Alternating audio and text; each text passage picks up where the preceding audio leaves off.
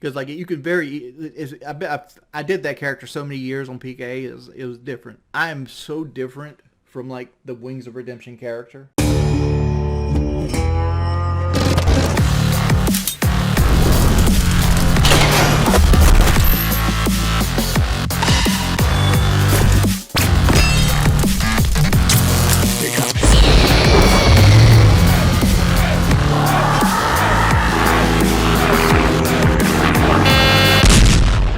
Say my name. Breaking Banquet. You're goddamn right. How do I cope with chronic stress? But like at this point in my life, I'm so used to dealing with like stuff that would freak people out that it's almost second nature. Like I was looking at PK reacting to my fight, and they came and like they said like he's not worried at all, he's not stressed out, which I was. I was concerned that I was about to come in here and lose this fight and get embarrassed by a 50-year-old man. 100% that was what was happening. But when I turn into Wings of Redemption, I'm Wings of Redemption. Like I'm cocky, I'm arrogant, charismatic,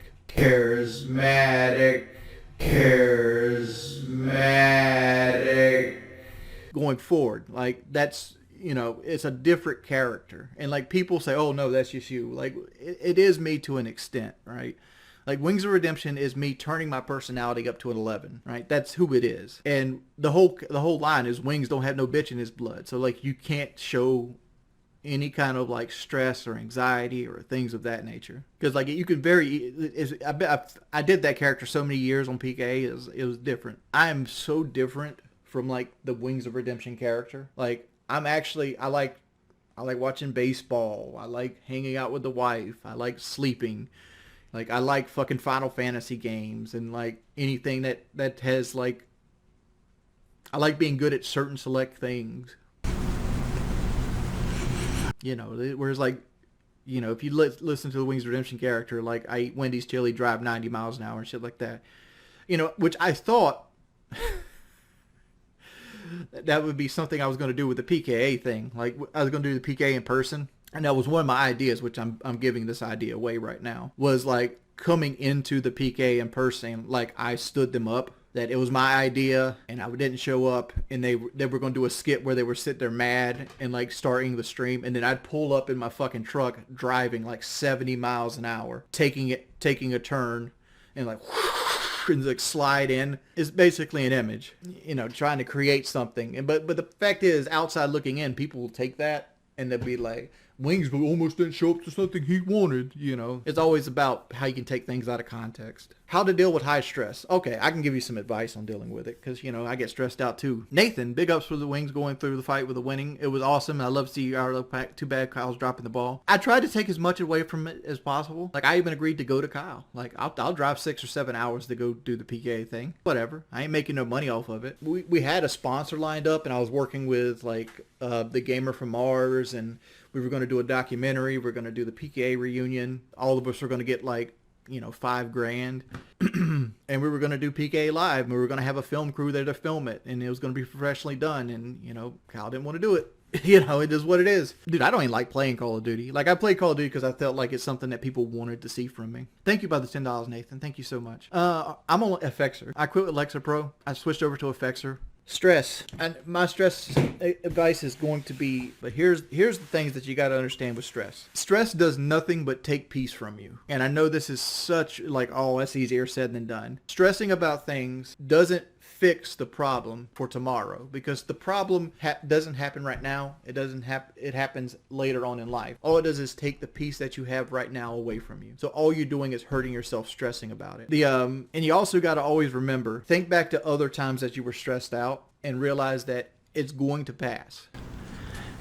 It's going to move on. People are going to forget about it. Time heals all. You also can use stress as a positive in your life, right? But John McEnroe, he was a tennis player. He'd always get mad at himself. And he said something that I've kind of like resonated with me my whole life, was that stress is important, because without stress, you don't ever see the need to ever better yourself, right? Unless you're afraid of the person that you're about to face, whether it be tennis, baseball, boxing, Call of Duty, whatever it might be, you're going to stay stagnant. That stress, that fear, you have to harness it to become better.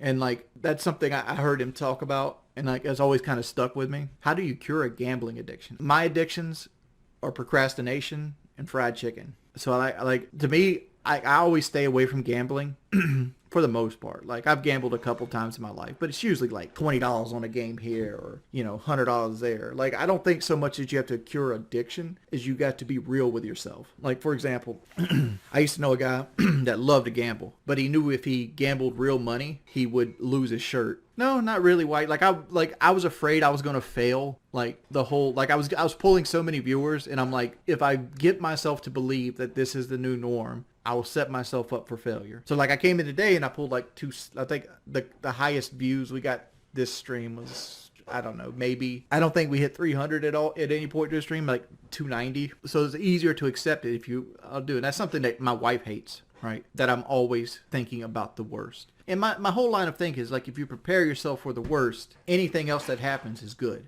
Right? Always prepare yourself for the worst outcome possible. So every time I would come on the stream, I would prepare myself for getting less than 300 viewers, never touching the donation goal, and things like that. So like, it kind of like curtailed like my thing. Like, every now and then you let it slip, you know? Yeah.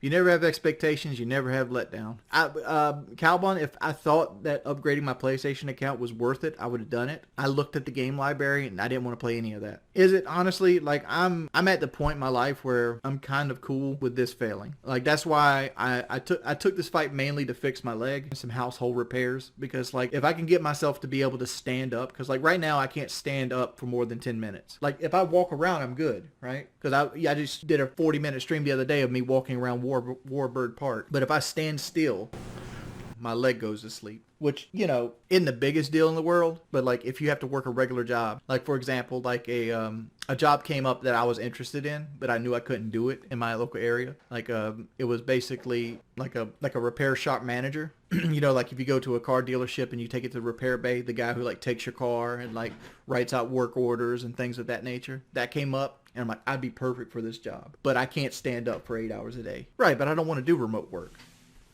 Like, I don't want to sit here and tell old ladies how to turn their iPhone on and off. That's not what I want to do in my life.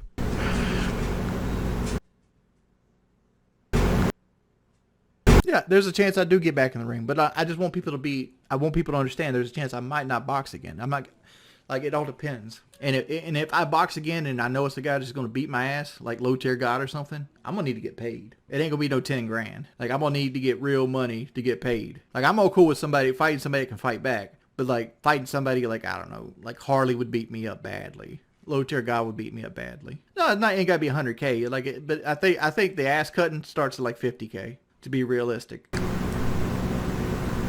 Dude, I would beat Finster's ass. I don't like to call people out, because like, there's a good number of people I think I could probably beat up.